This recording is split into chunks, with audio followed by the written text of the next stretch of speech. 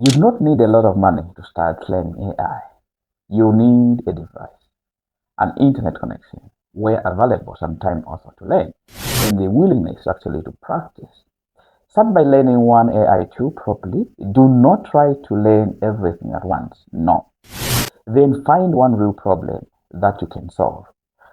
Remember, businesses need content. Job seekers need better CVs. Students need help organizing their study material.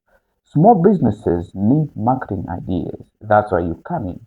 Creators also need scripts or script writers. Entrepreneurs need help with research.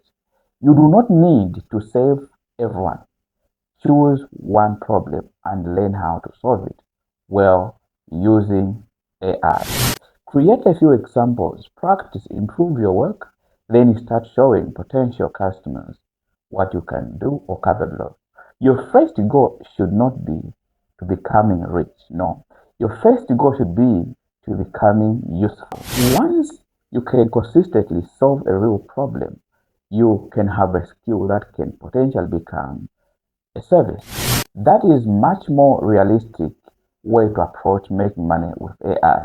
Learn the skill, practice the skill, solve a problem, create value, then look for the income. That is the philosophy behind my free AI foundation class.